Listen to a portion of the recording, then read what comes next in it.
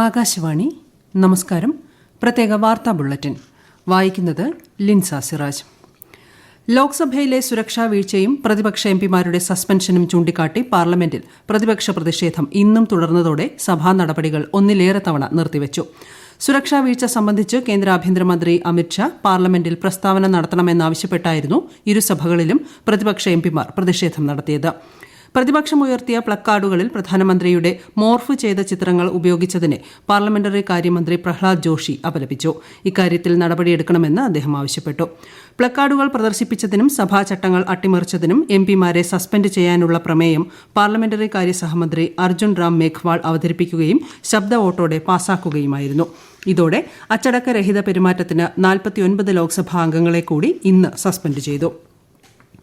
പ്രതിപക്ഷ ബഹളത്തെ തുടർന്ന് പലതവണ നിർത്തിവെച്ചെങ്കിലും ഇരുസഭകളും പല സുപ്രധാന ബില്ലുകളും പരിഗണിക്കുകയും ചിലത് പാസാക്കുകയും ചെയ്തു.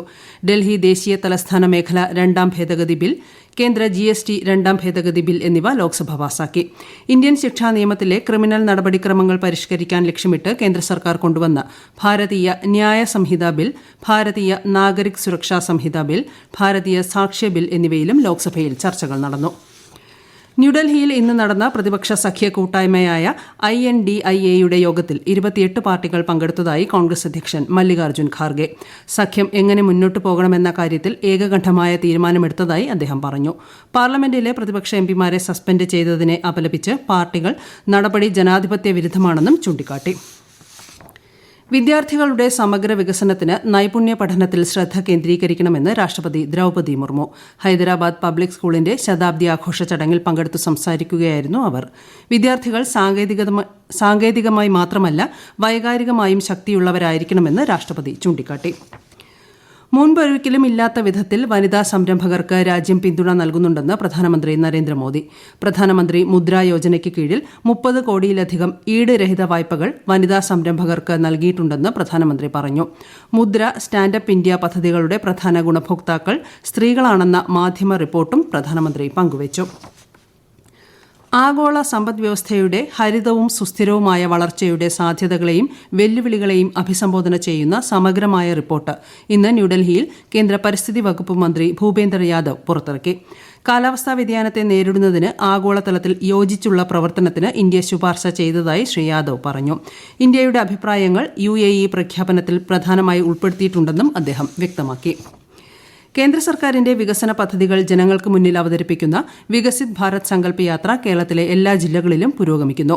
കേന്ദ്ര പദ്ധതികൾ പൊതുജനങ്ങൾക്ക് പരിചയപ്പെടുത്തുന്നതിനോടൊപ്പം ഉജ്ജ്വല യോജനയുടെ ഭാഗമായ സൌജന്യ പാചകവാതക കണക്ഷൻ വിതരണം, കാർഷിക ആവശ്യങ്ങൾക്കായുള്ള ഡ്രോൺ പരിചയപ്പെടുത്തൽ, ആധാർ സേവനങ്ങൾ തുടങ്ങി നിരവധി പരിപാടികളാണ് മേളയുടെ ഭാഗമായി നടക്കുന്നത്. സംസ്ഥാന സർക്കാരിന്റെ നവകേരള സദസ്സ് കൊല്ലം ജില്ലയിൽ ഇന്ന് നടന്നു. കരുനാഗപ്പള്ളി, ചവറ, കുണ്ടറ, കൊല്ലം മണ്ഡലങ്ങളിലാണ് ഇന്ന് സദസ്സ് സംഘടിപ്പിച്ചത്. നാളെ ഇരവിപുരം, ചടയമംഗലം, ചാത്തന്നൂർ, വർക്കല എന്നിവിടങ്ങളിലാണ് നവകേരള സദസ്സ്.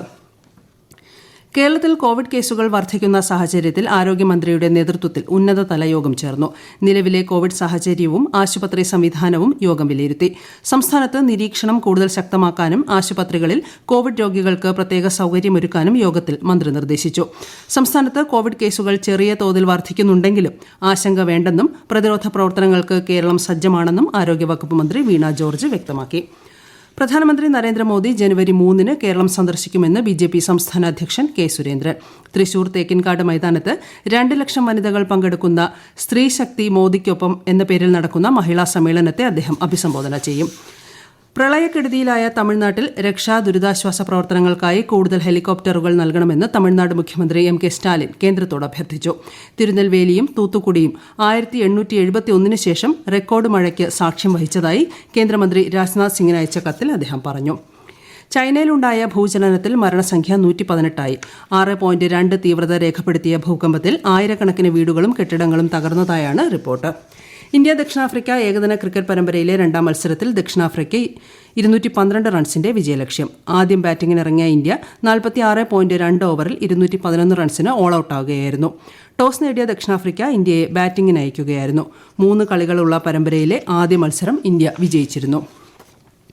പ്രതിമാസ റേഡിയോ പ്രഭാഷണ പരിപാടിയായ മൻ കി ബാത്തിലൂടെ പ്രധാനമന്ത്രി നരേന്ദ്രമോദി ഈ മാസം 31-ന് ജനങ്ങളുമായി ആശയങ്ങൾ പങ്കുവയ്ക്കും.